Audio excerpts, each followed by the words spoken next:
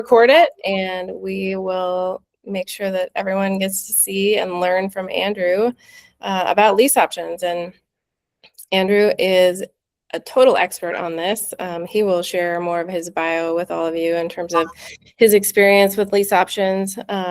But he is my coach. And I think I've told you guys in the past that I pay for coaching, and, because I want to learn about real estate more than I already know and be able to bring it to the community and help all of you, and then also to scale my portfolio faster. So I think 3 years ago was when I found Andrew, and I was in a place of, wanting to buy more creatively, because up until that point I was, like many of us, thinking, oh, I have to save 20% and just doing things the traditional way, saving my 20% to get an investment property and getting a conventional loan, and, just building slowly, but building. And then I learned about the creative aspect, and Andrew and his business partner, Leo, have created a number of communities. I'm part of their mastermind community, which is a group of folks that are,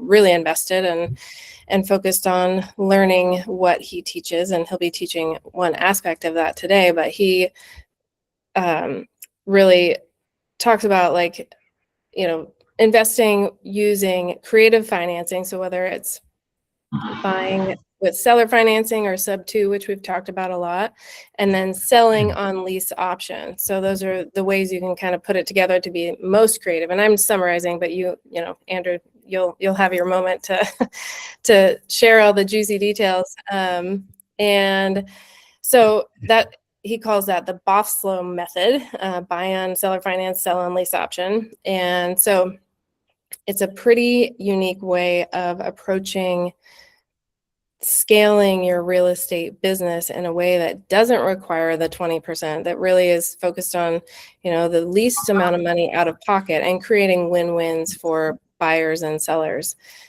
So it really attracted me. I thought I was going to be, doing all the things that many of the people in the community are doing, making the calls, building teams, scaling my portfolio that way. Turns out I've actually found my own niche within the community, within the mastermind, of being a private money lender to a lot of the folks who are doing multiple deals monthly, and also buying some of their deals as well. So what Andrew teaches is, the method, how to build a team, how to scale, and then aspects around that to find your niche within the real estate community and just the overall real estate investing space. So he's a fabulous coach. He's so experienced. He will share his bio with you as well. But yeah, I just want you to know that he's, very esteemed in my view, and he's very well known in the investing community. And I'm just really excited to be able to share his knowledge and wisdom and experience with all of you, because I think you'll get a lot out of this today.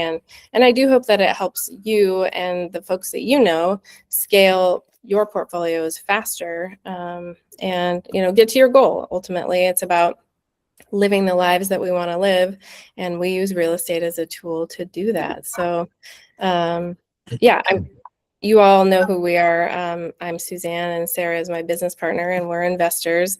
Sarah does own, she's got one property on lease option in Bend, which is pretty rare. We don't, lease options just are not that common in Oregon. We don't see them offered. We don't, it doesn't happen that often. But Andrew can probably teach us how to make it happen more often.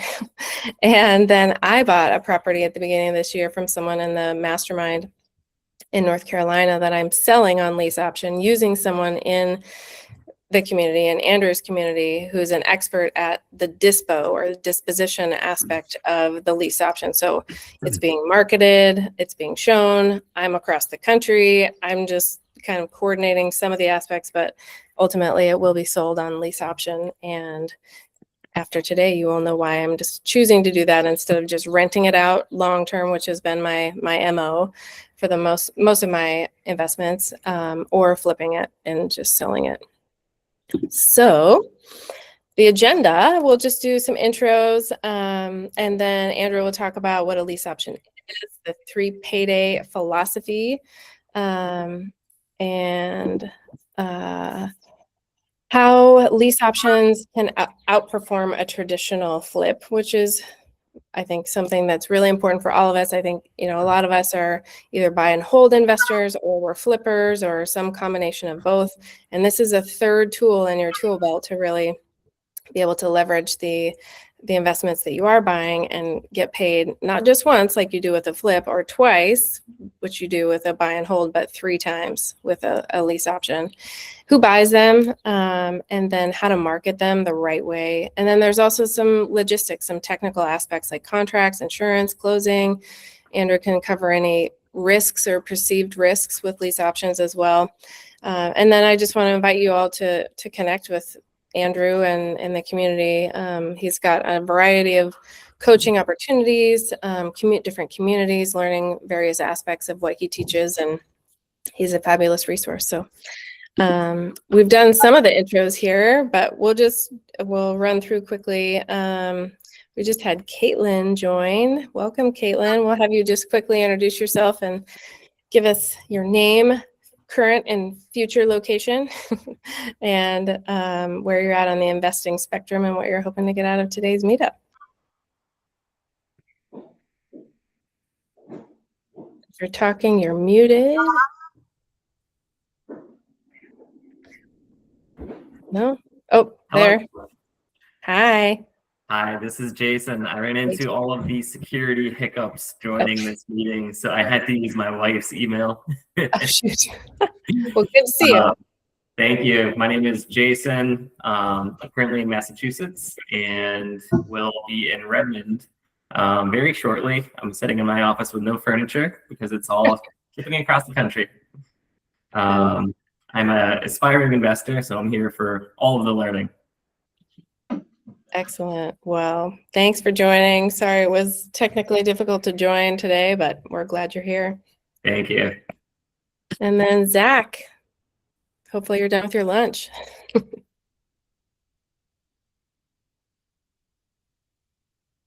you hear us, Zach? No? All right, we'll come back to you. All right, in the office, who's up front? Is that you, Christy? Yeah, it's Christy. Hi. Yeah, Christy Jesperson here in Bend. Suzanne and Sarah are my real estate mentors. I'm a real estate agent here in town. Have property in Europe and have bought and sold here in Bend, and looking to buy my next investment. And yeah, learning, just always love these meetings for new techniques and strategies to expand our portfolio. Fabulous. Thanks for joining. All right, we've got John. Yeah, my name is John Tarantino, and I've been in Bend for about 8 years. I have some experience with real estate investing, mostly with property management, managing my own property. And I have this property in Ohio that I'm thinking about doing a lease option. So that's what really interested me to come to this meeting today and just learn about more how those work, and if that would be the right kind of situation for me to use in Ohio. So thanks. Super. Yeah, Andrew will have lots of guidance on that. And then Brady. Brady, live in Redmond, been here about 8 years as well. A couple different long-term investment properties locally and then one out of town. But yeah, just always like learning different strategies and new things at these meetings. So try to come to most of them. We love it. And then someone joined in the back, and I can't see who it is. Hey, what's up? I'm Grant Overholzer, Bend local. We have a small local portfolio of both short and long-term and midterm rentals. So yeah, been a part of the group for a little bit, although I have not been present the last couple of months. So yeah, I'm hoping to learn a little bit more about lease options and take from there. Sweet. And then Zach, back to you. Sorry, I was on the phone. That's okay. What am I supposed to say? Just your name, location, where you're at on the investing spectrum, and then what you're hoping to learn today. Zach Levesque. I'm a real estate agent in Central Oregon. I'm located in Central Oregon, obviously. I'm kind of new to the investing stuff. I actually joined the Pace Mortgage Sub 2 community back in October. And so I've kind of been trying to do my first deal / get my first rental. Hopefully this year, I want to say that I owned a rental at the age of 20 because I just turned 20. So that's kind of where I'm at. And I guess for what do you want to get? Yeah, today's meetup, I just have always wanted to learn more about lease options, and I've always been a slacker about it. And then I saw you guys post it, and I was like, oh, great, I have to go to it. So just hoping to learn a little bit more about lease options. Excellent. I love, I've told you many times, like we all wish we started when we were 20, like you and Andrew's business partner, Leo. But we start when we can. But congrats on a ambitious goal, and I know you'll meet it this year. All right, Andrew, tell us how to get the cash flow of being a landlord without being a landlord. Try again. Thank you. Realized I was muted. So Ready to dive in? now let's dive in. We've got, I'll just quickly tell people, we've got a QR code here. This takes you to Andrew's website, which is truca.com. That's essentially the hub for the multiple communities that he and Leo run.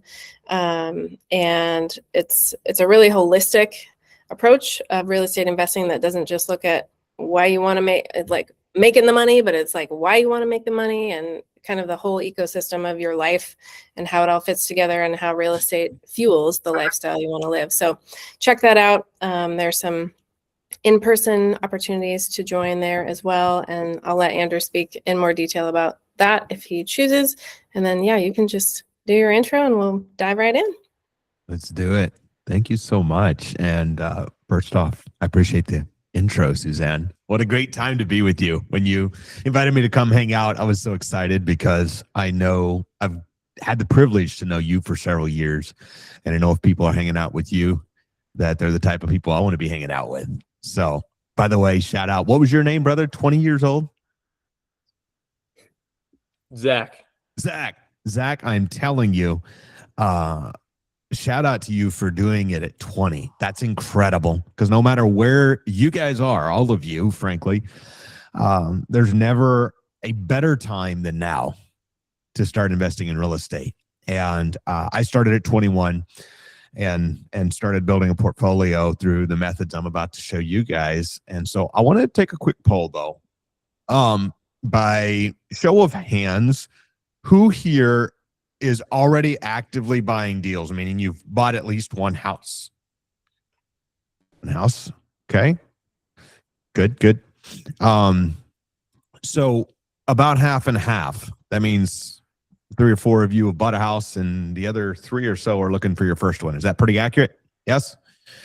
So what I want to showcase to you guys is something that I think is going to be a real cool shift for you.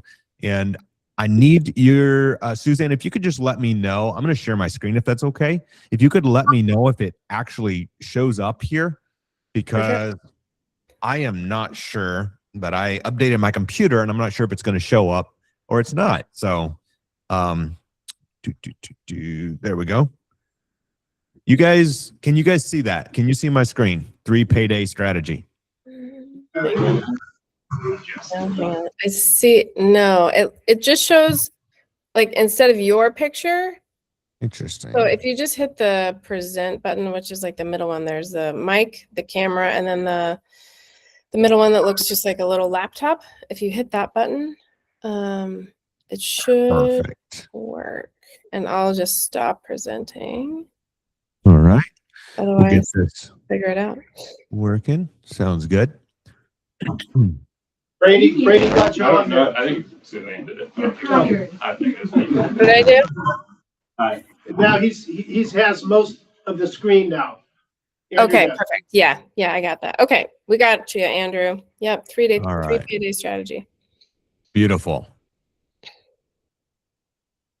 All right. You see the whole screen or you see just the slide? We see the whole screen, which is fine. Got it. Okay.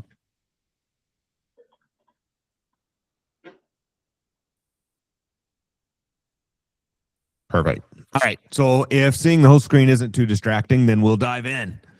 Cool. Okay. So I'll share with you guys for you both here live, and then those of you who are watching the recording. I started out in real estate investing in 2014. And I just want to first compliment you, Suzanne, for putting together such an incredible group, and to everyone here for being part of a community that Suzanne has compiled, because good people hang out with good people. And if there's one thing above all else that has caused me more success in real estate, it's because I chose to hang out with good people. And so thank you for being you, Suzanne, and thank you to every one of you for hanging out with such incredible people. And Sarah, I know didn't get to be here today, but Sarah is incredible. Suzanne is someone who's just become a dear friend now over the years as she crushes it in this space. So how I got started 2014, I'd come out of the hospital and I was in debt from a hospital stay of over $80,000 at 21 years old. I find out about real estate and I wholesale my first deal, which paid me $3,000. I'm in a town of 400 people at the time, Belle Rive, Illinois. And so I just didn't know what I didn't know. I'd always knew how to work hard, but I had no idea how to do real estate, let alone creative real estate. And then in 2014, I started learning wholesaling, and then I learned buying or financing, and then I learned about lease options and contract for deal. I learned all of these strategies and just started doing it all, which, by the way, is not at all what I recommend you do. I did trailer parks. I did tax lien deeds. I did short sales. I done all of it in a very short amount of time, and finally found my niche. And my niche has become, while yes, we still do commercial projects, we still do developments, we still do, I sold my 66 unit mobile home park, but if another one comes along, I'll do another one. We have a 280 unit development we're in progress on right now, all sorts of projects. But my bread and butter over the last 12 years now has been buy on owner financing. For the majority of our deals, a minority, we still pay cash and do some fixing or something to them and then lease option them. But buy owner financing, and my favorite exit strategy over the years has by far become lease options. And I'll break down why I love lease options and why they have treated me so well. But one of the biggest reasons I love lease options to sell on lease option is because the tenant moves in on day one. They give you a non-refundable option deposit, and they pay you every single month. They pay a heck of a lot better than regular tenants. And then if and when they go get a loan and cash you out, you get paid again. So I'm going to break this down for you. And then at the end, we will do some Q&A. And because you're part of Suzanne's crew, I'm going to give you a cool free gift, actually a few free gifts as well. So with a traditional fix and flip, and I've done tons of fix and flips, but I am not, you'll quickly find out why I retired from fix and flips, because I'm not big into them anymore. I don't like fix and flip because you buy once, you maybe raise private money, you do whatever you need to do to get the money together, hard money, bank money, your money, business credit lines money. You buy the property and then you rehab it. And that alone made me age by a decade, I swear, in the first 3 years of this business. And because you're dealing with tons of contractors, you're dealing with all sorts of challenges, and you get renovations done, which I'm not big on, and then you sell the thing. You list it with a realtor. You sometimes have to do a price decline or knock it down a little bit. You have to give concessions on closing costs often. You have to pay realtor fees. You have to pay holding costs while it sits there. Somebody's got to pay the interest, the mowing, and all of the stuff while it sits there on a fix and flip. And then We have some kind of background noise going on right now. Oh, interesting. Give me 1 second. Let me see if I can fix that. It was some kind of chiming. Interesting. All good now? I didn't hear. All right, cool. So fix and flip is a lot of work for one payday.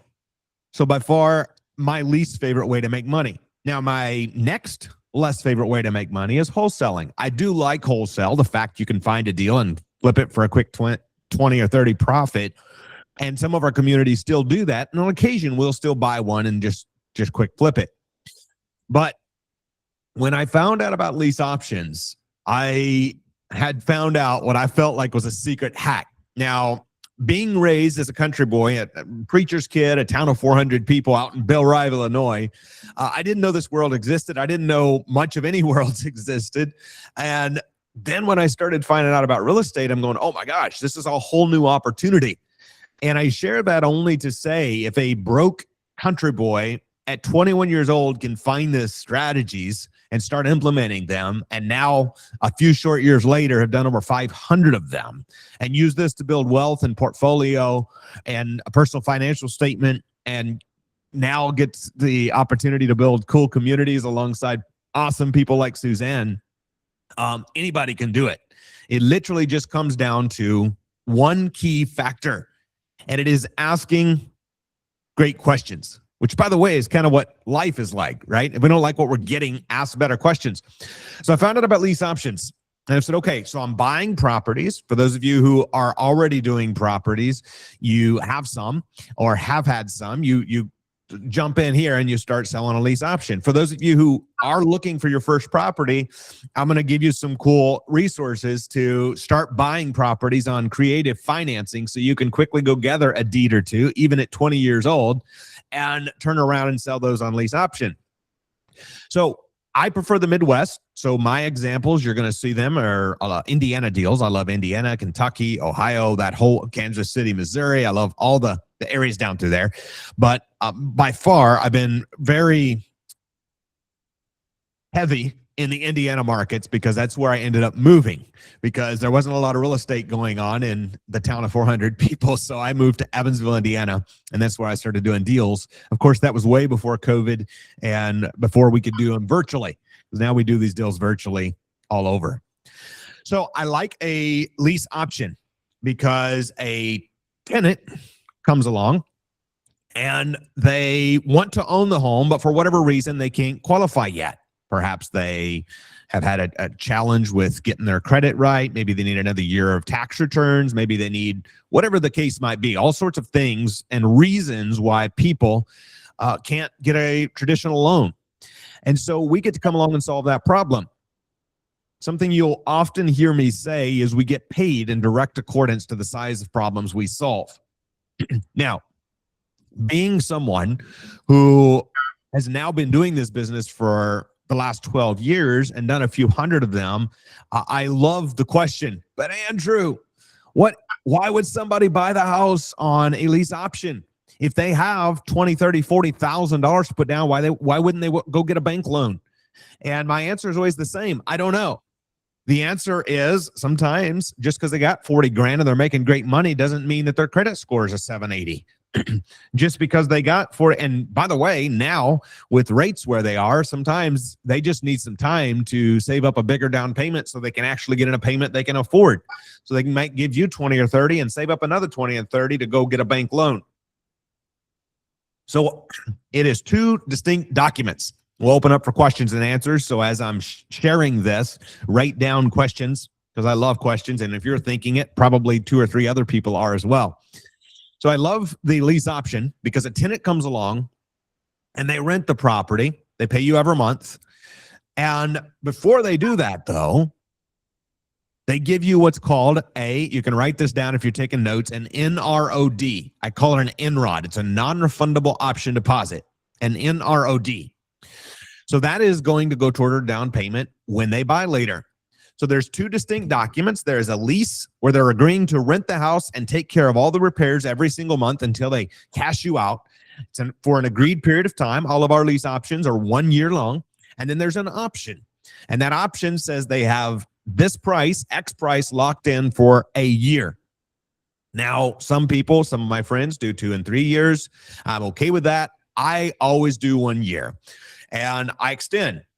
In fact, I just had somebody cash out a few weeks ago that was 7 years into their 1 year lease option. Now, a lot of times the question I get is, but Andrew, what if they don't cash out in 1 year? Well, I'm not in the habit of kicking people out when they're paying. So I let them stay. I let them pay. And it's largely determined on what type of precedents you set when you're putting the people in, if they're going to cash you out sooner or later. And for me, I set them up for success. I accept a non-refundable deposit. I connect them up with a lender afterwards who they can get a loan through, but I can't make them do it. And in that case, on Chadwick is the street name of the one I'm just referencing that just cashed out. They called me. And they said, hey, we're not going to be able to do it in a year. I said, no worries.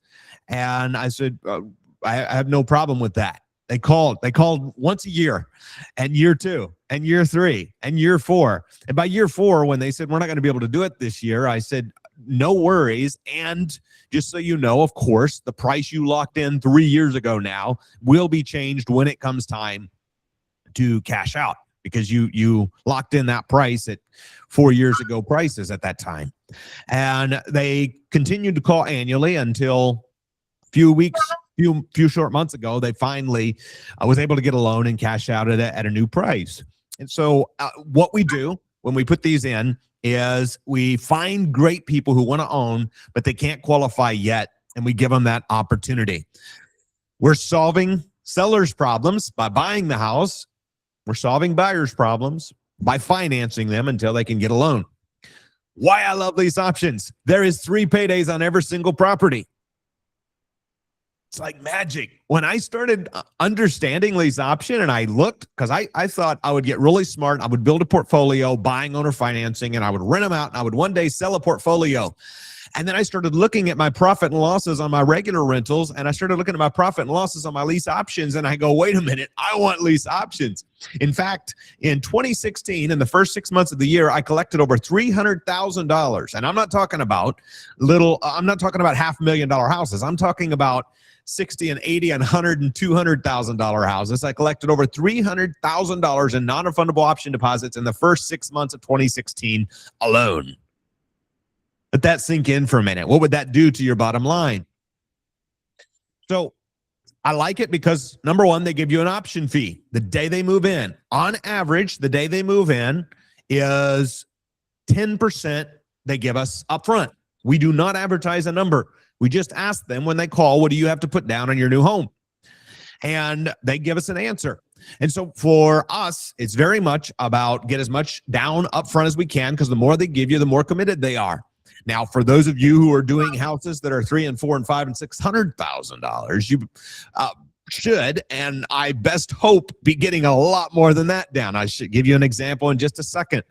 And I put this on here because I want to set expectation. If you're still buying in the Midwest and you're selling houses on lease option for $159,000, like we still often do, then that 5 to 15 is very intact. But on average, it's 10%.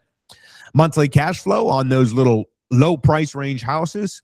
And the next question I get often is, Andrew, does this work in high price range? Yes. In fact, one of the guys that was a part of a community I was in 4 years ago now, he lease optioned a house in Vegas that was a $4.3 million house. And they gave him $200,000 non-refundable option deposit, if my memory serves me correctly. So this can be done anywhere. I'll show you an example in a moment of one of our Colorado community members, Suzanne, you know him, Jason. We was just together last week, actually. And he just got a $55,000 non-refundable option deposit. And so very common that it's around 10%. Then there's monthly cash flow. Because what if the water heater goes out? That is on your tenant, soon to be buyer, not on you. That is for them to care for the property, for them to replace the deck boards, for them to take care of the asset, not you. And then if and when they go get a loan and cash you out, you get to get paid again. 3 paydays, work 1 time. Now I ask a very simple question. Would you rather work once and get paid once, or would you rather work once and get paid on the front and then every single month for a period of many months or years? And then, holy cow, one day you get a surprise like I do every so often, and my team texts me and it's a picture of a check, and I'll say, where's that from? And they'll say, one of our lease option tenant buyers just cashed out, because it's work I done 1, 2, 3, 4, 5, 6, 7 years ago Often I even forgot I owned the house by now because the team takes care of it until one day the tenant goes and gets a loan and cashes me out. So payday one of the 3 paydays. Payday one is the day a tenant applies to buy the house, to lease option the house, or the day they move in, they bring you a non-refundable option deposit. I didn't get to edit this slide. It's on average, our average is 10% of the non-refundable of the total purchase price. So on average, with the $300,000 house, it's around $30,000 down. And that total INROD, non-refundable option deposit, is credited toward their down payment at closing. A question I often get, Andrew, does the bank honor that as a down payment? The answer is the right lenders do. Have I ran across a couple of lenders over the years who wouldn't honor the down payment I got as down payment? Correct, I have. And we team up with people, and 80% of the lenders who have just come to us randomly, even that buyers find on their own when they choose not to use ours for whatever reason, they still get credit for that non-refundable option deposit. Now, even when the bank wouldn't credit them, we would still credit it, but that would mean they'd have to bring more money as a down payment to close. And so I like to turn them on to our preferred lenders who honor that down payment. Because if they gave you 10% down and now they're cashing you out with, say, an FHA loan, you don't want them to have to come up with an additional 3% if they don't want to. And of course, what happens if they don't pay? You file an eviction and you get the house back. We set everyone up to win. Of course, if you do hundreds of these, as I have over the years, you'll have sometimes who don't go as planned, who move out or for whatever happens. So our average non-refundable option deposit is 10%. So imagine that you have a payment, a mortgage payment. Now you can add a 1 in front of this by now for those of you who are not dealing in the lower priced houses. And by the way, the reason I love BOLO, buy, owner, finance, sell, lease option, is because there's still 73% of mortgages out there that is on properties that are sub 4%. Means there are 3-point-something% or lower. Back to Jason, I just referenced that he just took over is 2.75%. Who would like a few $1 million of that type of debt right now? Yes or yes? And so imagine you got a payment that is $748 a month and a rent payment that's $1195 a month.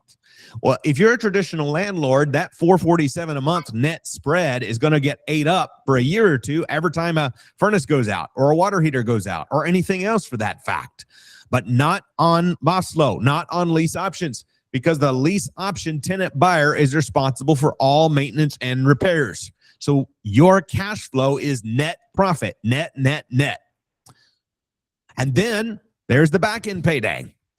When they go down to the bank and they get a loan, again, we set them up to do that in the first year. Some do, some don't. And we often extend when they don't. I just treat everybody like I want to be treated.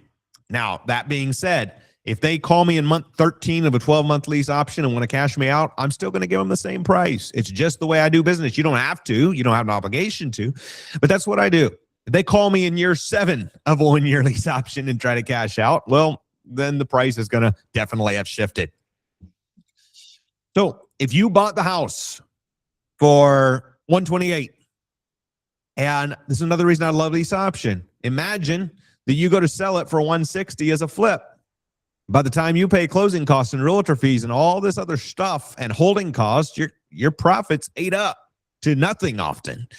Whereas in this type of scenario, you get to collect money when they move in, rent every single month, and then when they cash you out, they have locked in the price a year ago. They agree to pay the closing costs. You can generously offer to cover some of that out of your part if you want to. There's no realtor fees. There's no holding costs. It's them going to the bank and getting a loan to pay you off on the house they've been renting from you anyway. Now, I know there's some light bulbs going off, especially for my landlords. Oh, okay, cool.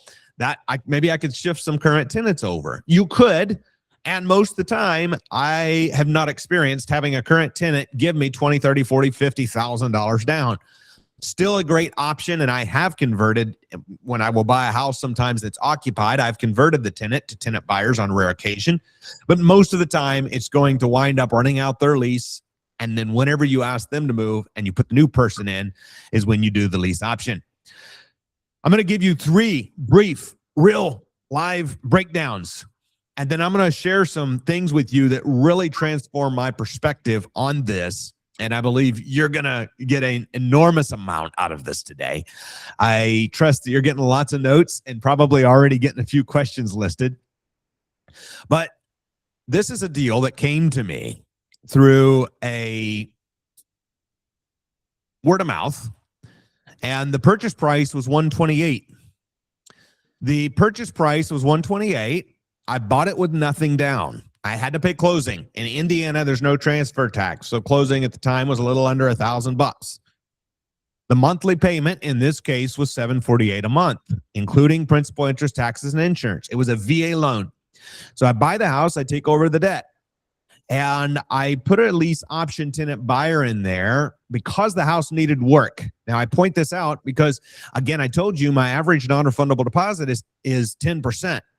In this case, it was less than 10 because the gentleman I bought the house from was a disabled veteran, and he had 3 German Shepherds who he hadn't been able to keep up with.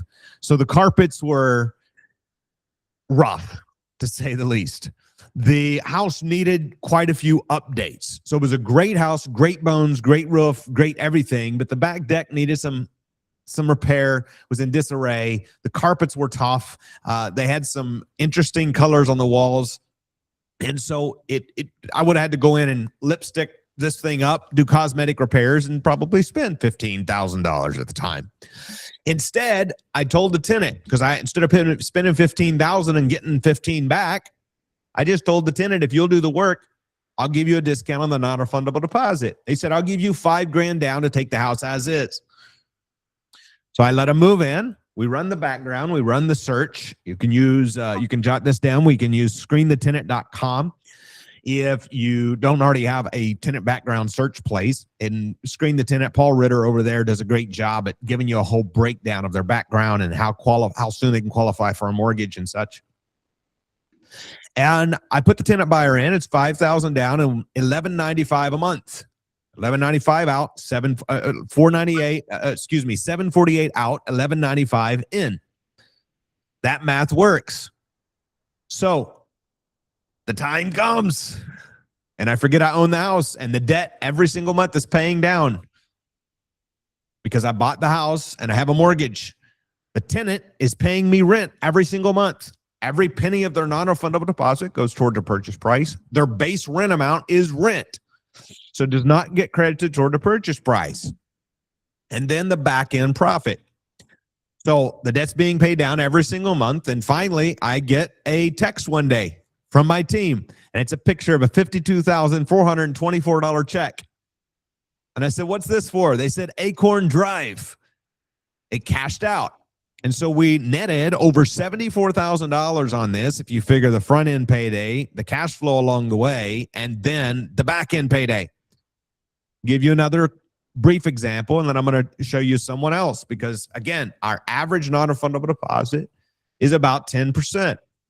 And I like to show you my less than perfect deals, my deals that are less exciting, because I want you to learn, when you go out and do this business, I often say it don't always go in real life like it does in the seminars. And I'll show you my $40,000 non-refundable deposit and my $50,000 and my $25,000 and my $30,000 and all of these various numbers I've got over the years. Happy to do that, except that on the low priced houses is not common. In fact, one time I got $50,000 non-refundable deposit on a $79,000 house, except that's not common. I'm not suggesting that most people are going to come and give you 50% down as a non-refundable deposit, or even 20 for that fact. But 10 is very common, 10%. So I buy the house, I take over the debt, I bring it out of foreclosure. In this case, bought it on a wraparound mortgage. I put no money down, except they was behind on payments $7,800. So I had to bring the mortgage current. The monthly payment in this case was $850 a month, and I turned around and I sold it on lease option to these people as a quote work for equity. It's a writer downer, by the way, because some of you have houses that need some updating and you're going, gosh, do I do the new carpets or do I not? Do I do the fresh paint or do I not? Do I really, is it worth spending $20K before I put another tenant in? And this is where work for equity comes in. So instead of getting our normal 10% down here, I asked them what they could do. And they said, we'll take it as is. We could put 13 down and that would leave us enough cash to be able to do the work. I said, deal. So they gave us $13,000 non-refundable deposit. They paid us $1,050 a month. It's only $200 a month. Not that big a payday, except $200 a month is net. Again, you guys who are in the middle business know if you are a landlord and you have $200 a month in cash flow, you are losing money. I guarantee you. In this case, I'm truly netting $200 a month because every penny that comes in is mine after I pay the mortgage. Unless you have a management company and you're paying a management fee, of course, that comes out. So they give us $13,000 down. They pay us $1,050 a month. Time goes on until I get the cash out text. And we cashed out and made $61,347 more on the back end. Now, why do I point this out? I point this out because we don't buy like we sell and we don't sell like we buy. Andrew, what if things go wrong? They will. I guarantee you, it's not all going to go perfectly, except the more money they gave you the day they moved in and the better you done on pre-screening, the more likely they are to actually keep their word and cash you out. This is the vital piece of the whole deal. Everybody has to win. The seller who's selling you the house, it has to be a win for them and for you, or we wouldn't do the deal. Does that mean that you should be a not-for-profit and overpay for houses? Heck no. But it means that the seller has to get what they need, whether that's quick cash at a deep discount or whether that is payments over time. We buy houses two ways. We buy at deep discounts with cash or we buy with payments over time. And the majority of my over 500 deals have been payments over time. And so I buy on payments and I sell on higher payments. Again, if you're buying traditionally, you just sell on higher payments, which, by the way, is a beautiful way to cash flow property in today's current market to build real wealth with the rates where they are.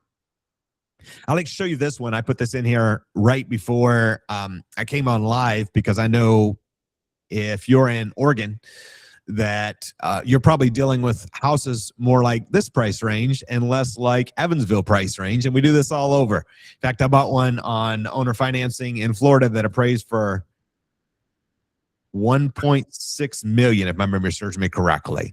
So again, this works in any price range. So Jason finds this seller.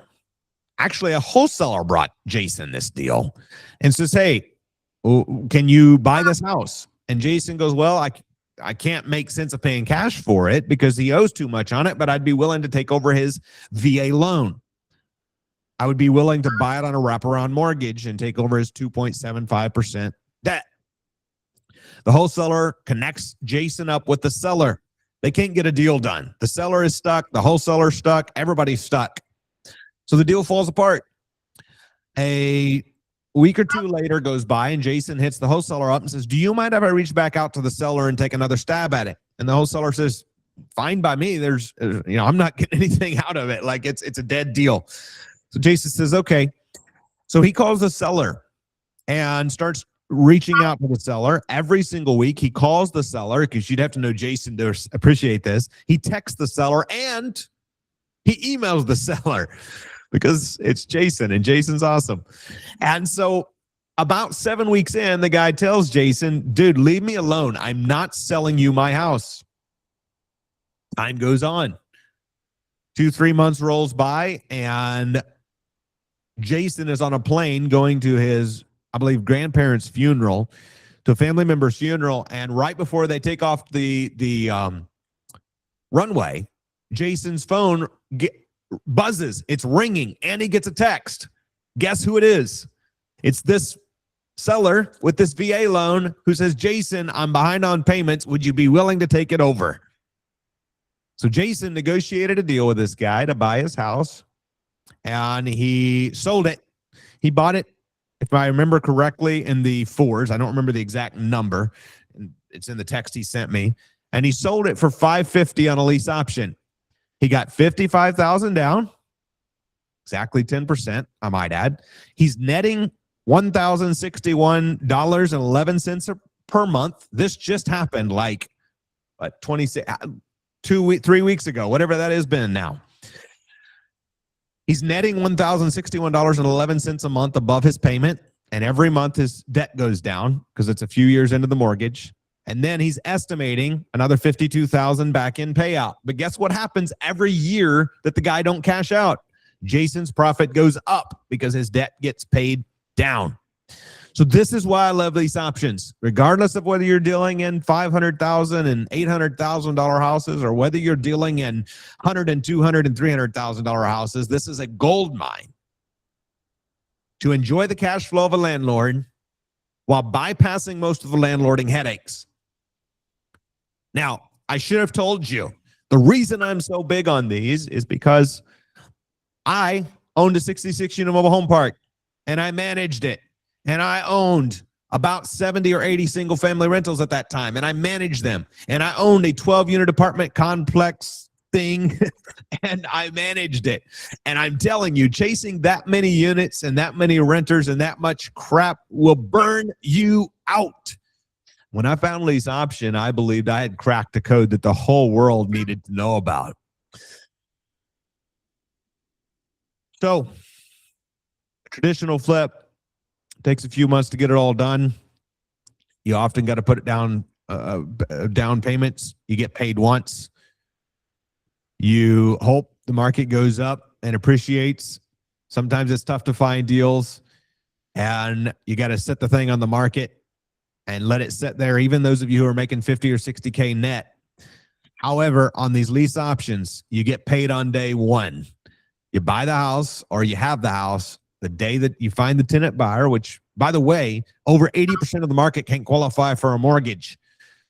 So in today's market that has shifted a lot, it is a heck of a lot easier and more feasible to find a lease option buyer than it is a traditional buyer, because a traditional buyer is in control right now.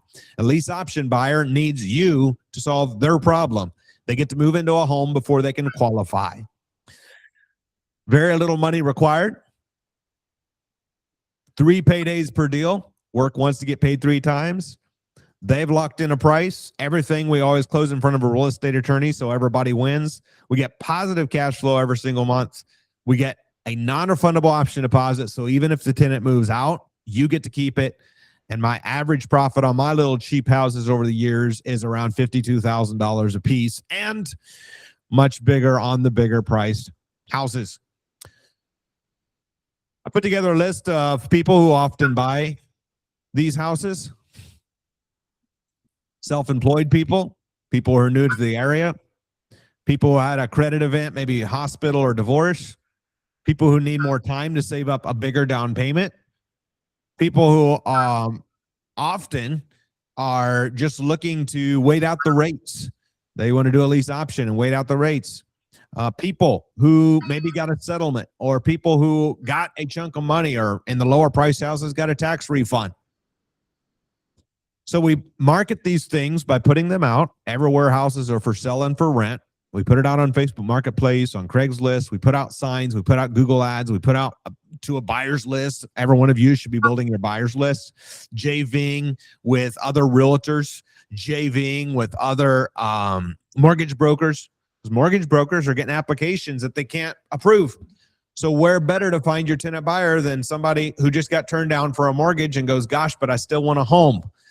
And so they probably have a down payment saved up, or they wouldn't have been applying for the mortgage in the first place that they got turned down for. Local Facebook groups. This is a big one. So when it comes to the contracts, always close with the real estate attorney. I know my attorneys argue with this. Every time we've added a state over the years and I had to get another attorney, my attorneys would always argue with me, you don't need me to sign the lease option. I would say, I know, but I feel way better knowing that everyone is protected with you being involved. So it is a lease and it is an option. 2 very different documents, very important. Insurance You're required to continue carrying the homeowner's insurance. The tenant is required to get renter's insurance until they cash you out. In closing, always close with attorney when you're moving your tenant buyer in, and always, of course, close with an attorney when they are cashing you out. So, diving in to the final 3 slides. You start adding these up. These are, again, lower priced houses. On average, we get about 10% non-refundable deposit. Imagine if you start, and I call it often, and you can write this down because you're going to hear me talk a lot about this. I got a feeling that for some of us, it's the beginning of a lifetime relationship because Suzanne always hangs out with the best people. And imagine if you build your snowball. I'll call it building your snowball. It's really momentum. It's the compounding effect. It's the snowball effect. It's the fact that if you do one of these, yeah, it could be cool. You do 2 of these, it could make you 6 figures. You do 4 or 5 or 6 of these at once, you're starting to talk about wealth that many people work their entire life for, all because you went and put together 3, 4, 5, 7, 10 deals. Reminds me of Duffy Ford. He's one of our incredible community members, and he does about 4 of these a year. Now, how would 4, on average, $52,000 paid? And this is the snowball effect, because imagine year 1, you go have 2 of these, but 2027, you get 2 more, but some of the ones from last year cashes out. And now 2028, and you built a whole snowball that added 6 figures to your income by simply asking better questions and putting in some tenant buyers into houses. Imagine what happens when you start doing the compounding effect. You start adding these together. So, my question for you is, if you want to start doing lease options, what's stopping you? And I know the answer is probably knowing all the information. I'll share with you. In fact, I put this together for you. Suzanne wanted me to bring you guys a free gift. You can scan that QR code that's on your screen now. And next week, I am going to be live. In fact, every one of you who scan this QR code now and put in your email and your phone number are going to also not only get next week what I'm doing, and I'll tell you what that is. I am going to break down Monday, Tuesday, Wednesday, Thursday for an hour each evening, finding these deals, contracting them, closing them, and lease optioning them. How do we find tenant buyers? How do we put them in? How do we make sure everybody wins? I'm going to break this down in 4 hours, a whole lot more than I was able to do here in the last 40 minutes together.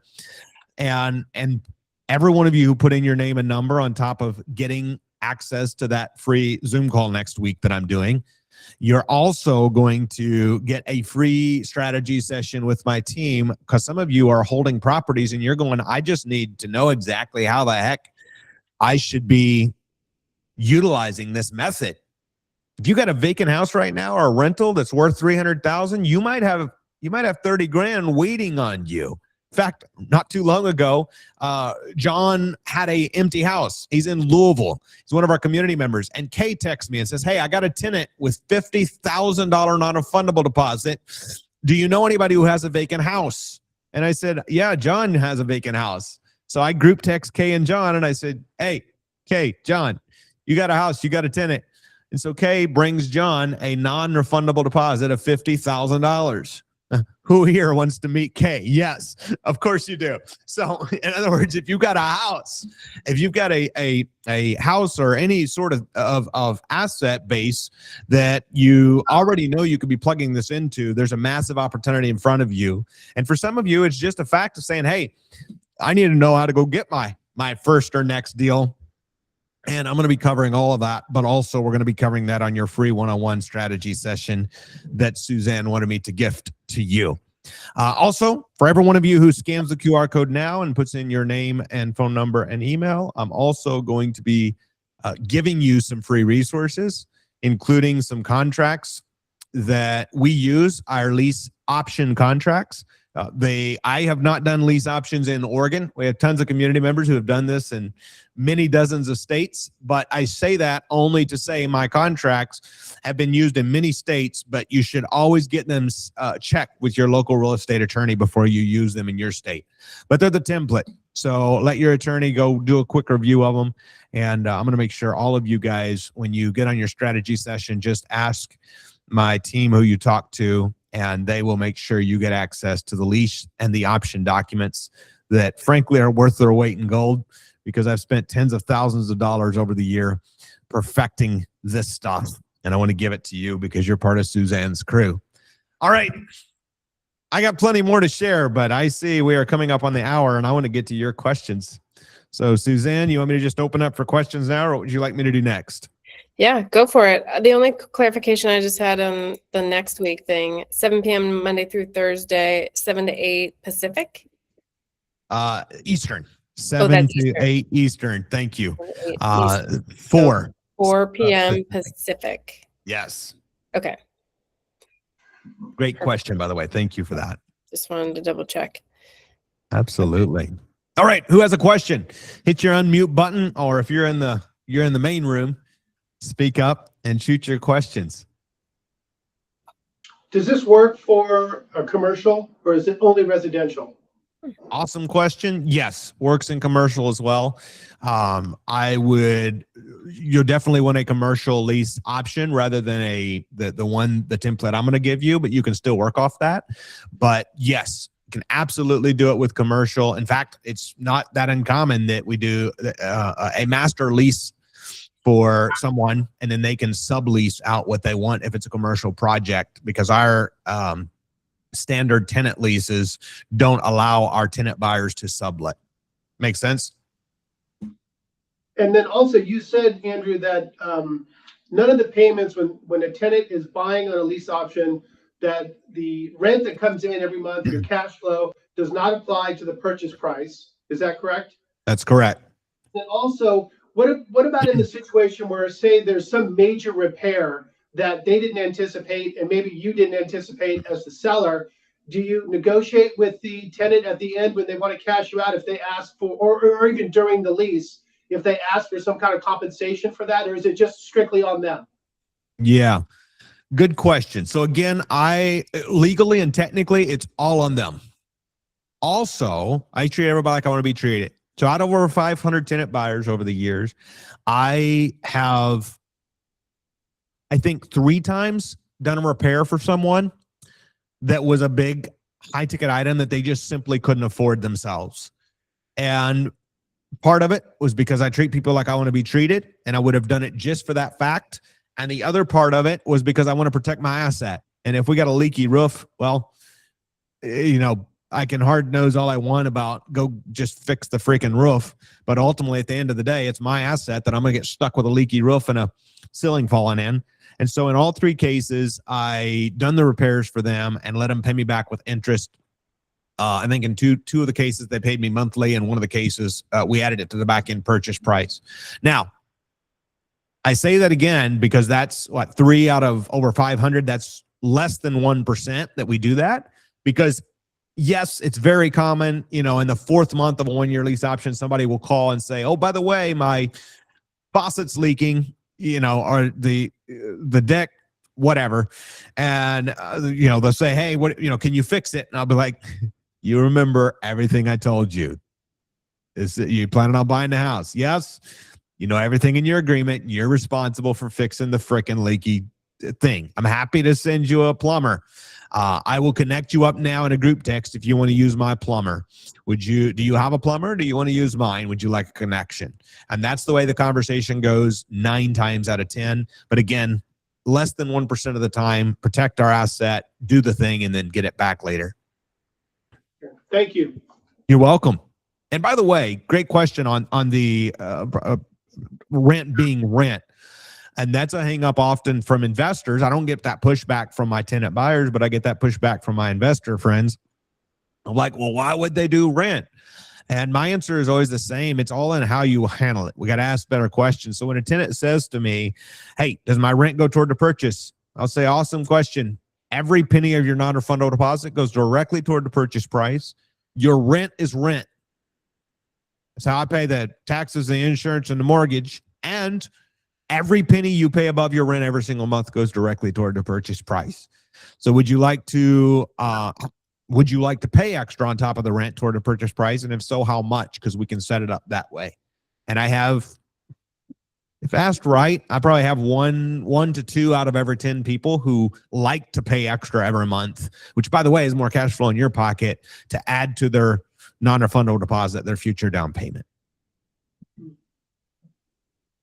What are the questions we have? Hey, I know you talked about you market to find people to, lease option buyers. What is would you say the best way that you found your buyers for those, or are you using a dispo company? No, we do it all in-house, or now in-house and in community, because I don't know anybody out there doing this on any scale, frankly, beyond myself and the community. I'm not saying they're not out there. I'm just saying I don't know anybody doing it at scale. And so the highest quantity by far comes from social media and online. The highest quality comes from the fact we put out 12 to 20 signs from every main road leading into every house we have. And that's where our best buyers come from, is those, it says lease option, your own beautiful home, bad credit, okay, and it has our phone number on it. And we put those out in front of the house. We put arrows out from every main road leading in, and every Walmart and Dollar General and target rich environment and high traffic place within, a half a mile or a mile of the place, depending on how the area is structured. Good question. Anybody else? It's beautiful. Well, make sure you scan the QR code and get access to that free, even if you're not, schedule doesn't allow you to show up next week, get that free consult call and get that free access to all the documentation, etc. And my team will make sure that you have what you need and get connected up. Let me see if I can stop sharing my screen. There we go. Stop present. Back to you, my friend. Thank you so much for having me, and team, thank you for being here. And again, I just want to say again how honored and grateful I am, Suzanne, to catch you as a friend and to get to come and share with your incredible group. Well, thank you. I know everyone probably took away a ton of information, lots of notes. We'll be thinking of more questions as time goes on. So, anyone in the room online, let me know if you want to chat or want to connect. You've got the QR code, so hopefully you're already scanning that and getting in on some of those opportunities, and just appreciate you all being here. And we will have the recording as well, so it'll be on our YouTube page, and you can always review there as well. So thank you guys for joining. It was great to have you, and I hope you all took away a ton of value. I know I did. It always gets me inspired with all my long-term rentals to just convert them to lease options when they come vacant. So that's my plan. I love it. Thank you, Suzanne. Thank you, crew. Go crush it. Thanks, Andrew. Thank you, Suzanne. Talk soon. You guys hit me up if you have any questions, all right? Thanks. See ya. Awesome. Good to see you. Have a good day. Thank you. Have a great day. Thanks. Brady, can I ask you a quick question? Yeah, I'm not actually. I'm not the most tech savvy person. With these QR codes, so when you take a picture of it, do you just like touch it then and then? Yeah.